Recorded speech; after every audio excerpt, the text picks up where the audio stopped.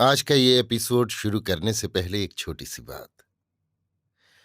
क्या आप भी अपना पॉडकास्ट बनाने की सोच रहे हैं? तो एंकर ट्राई कीजिए। ये पॉडकास्ट बनाने का सबसे आसान तरीका है। नंबर एक, ये फ्री है। नंबर दो, इसमें कई सारे ऐसे टूल्स हैं जो आपको अपने फोन और कंप्यूटर पर रिकॉर्ड और एडिट करने की फैसिलिटी देते हैं। नंबर तीन, आप अपने पॉडकास्ट को डिस्ट्रीब्यूट भी कर सकते हैं, जिससे इसे स्पॉटिफाई और दूसरे प्लेटफॉर्म पर सुना जा सके। तो डाउनलोड कीजिए फ्री एंकर ऐप या विजिट कीजिए anchor.fm पर अपना पॉडकास्ट स्टार्ट करने के लिए। ये तो थी एक छोटी सी जानकारी, और अब शुरू करते हैं एपिसोड का सिलसिला। तो आज के एपिसोड में लीजिए सुनिए आचार्य चतुर्सेन शास्त्री के लिखे उपन्यास वयम रक्षामः का 25वां भाग, देवेंद्र नहुष, मेरी यानी समीर गोस्वामी की आवाज में। इंद्र के इस प्रकार पलायन करके छिप जाने से देवलोक में अव्यवस्था फैल गई। अंत में देवों ने नहुष को ही इंद्राभिषेक कराकर इंद्रासन पर बैठा दिया। सभी देव, दैत्य, ऋषि, पितृगण, दानव और असुरों ने एकमत हो चक्रवर्ती नहुष को इंद्र स्वीकार कर लिया। इंद्रपद पाकर अब राजऋषि नहुष त्रिभुवन के स्वामी हो गए। वे अप्सराओं और देव कन्याओं के साथ नंदनवन में विहार करने लगे। उन्होंने कैलाश, हिमवान, मंदराचल, श्वेत पर्वत, सहर्द, महेंद्र, मलय आदि पर्वतों, समुद्रों, नदियों में विविध भांति विहार किया। सब प्रकार ऐश्वर्य और विलास के साधन पा दिव्यांगना और अप्सराओं के सानिध्य में रहकर महावीर्यवंत नहुष क्रीड़ा और काम भोग में रत रहने और सोमपान करने लगे। अब उन्होंने इंद्राणी पोलोमी शची को श्रृंगार करके अपनी शैया पर आने की आज्ञा दी, परंतु पोलोमी शची ने नहुष की अंकशायनी होना स्वीकार नहीं किया। उसने कहा, मैं अपने प्रिय देवराट इंद्र की पत्नी हूं, मैं उसी की शैया पर आ सकती हूं।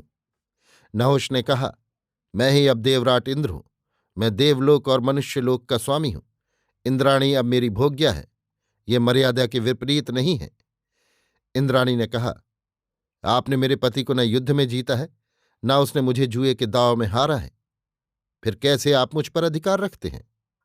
किंतु नहुष ने अपना हठ नहीं छोड़ा। देवों ने समझा बुझाकर पोलोमी शची को नहुष के पास भेजने का निश्चय कर लिया। देवयाजक अगिरस बृहस्पति ने भी नहुष को समझाया कि पोलोमी शची के साथ बलात्कार करना ठीक नहीं है, परंतु नहुष ने यही कहा, वो मेरी विजित वस्तु है, उस पर मेरा वैसा ही अधिकार है जैसा इंद्र के इंद्रासन पर। अंगिरस बृहस्पति ने कहा, देवराज, प्रसन्न होकर क्रोध रोकिए, प्रसन्न होजिए। इंद्राणी पुलोमा दैत्यराज की पुत्री है, उसने देवराट को वरण किया था, इसलिए आप उस पर बलात्कार न करें।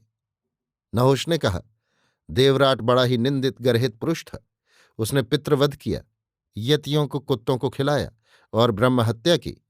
मैं देवराट हूं, फिर क्यों नहीं शची मुझे पतिभाव से ग्रहण करेगी? क्या मैं इंद्र नहीं हूं? बृहस्पति ने कहा, आप महातेजवान हैं, इंद्र से भी बढ़कर हैं, तो शची को मेरी शैया पर आना चाहिए। विवश देवों ने शची को नहुष के पास भेज दिया। क्रोध और शोक से अभिभूत शची पोलोमी आंसू बहाती नहुष के पास जा खड़ी हुई, परंतु उसने नहुष की शैया का आरोहण नहीं स्वीकार किया। नहुष का आग्रह और अनुनय सभी को उसने अस्वीकार कर दिया। उधर नहुष के इस कार्य से देव, दैत्य, ऋषि सभी अप्रसन्न हो विद्रोही हो गए। अंत में देवों ने मिलकर नहुष को इंद्रपद से च्युत कर दिया और उसे देवलोक से निष्कासित कर दिया। नहुष का छोटा भाई रजी बड़ा पराक्रमशील तरुण था। उसने देवासुर संग्राम में देवों का पक्ष लेकर विकट युद्ध किया था। देवासुर संग्राम से प्रथम रजी से दैत्यों ने अपने पक्ष में होकर युद्ध करने की प्रार्थना की थी। तब रजी ने ये शर्त रखी थी कि यदि दैत्य मुझे अपना इंद्र बनाए तो मैं अपने 100 परिजनों सहित उनका पक्ष लेकर देवों से युद्ध करूं। परंतु दैत्यों ने स्पष्ट कह दिया कि हमारा इंद्र प्रहलाद है और हम उसी के इंद्रपद के लिए देवों से युद्ध करते हैं। इस पर रजी ने देवों का पक्ष लिया। इंद्र ने रजी से कहा, आप ही सब देवों के इंद्र हैं और मैं आपका पुत्र हूं। इससे प्रसन्न होकर रजी ने इंद्र के लिए युद्ध किया, पर पीछे इंद्र के भाग जाने और त्रिशीर्ष को मरवा डालने के कारण देवों और ऋषियों ने उसके बड़े भाई नहुष को ही इंद्र बना दिया था। अब नहुष को इंद्रासन से च्युत कर देवलोक से निकाल देने पर क्रुद्ध होकर रजी ने इंद्रासन पर जबरदस्ती अधिकार कर लिया और अपने 100 परिजनों को देवलोक की सारी व्यवस्था दे दी। उसके भय से इंद्र इधर उधर मारा मारा फिरने लगा।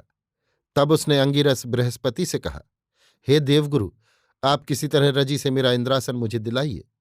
बृहस्पति ने तब युक्ति कर चार्वाक दर्शन का निर्माण किया, जिसमें वाद प्रतिवाद प्रयोजन से संयुक्त, वेद विरोधी तर्क अतितर्कों से संयुक्त हेतुवाद निहित था। उसने उसी के अनुसार राजकाज चलाने की रजी को सलाह दी।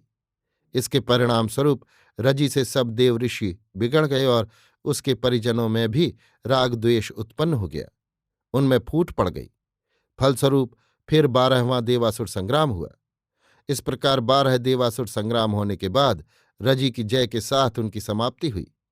ये देवासुर संग्राम 300 वर्षों तक निरंतर चलते रहे और परिणाम अंत में ये हुआ कि देवों तथा दानवों का सारा भाईचारा टूट गया।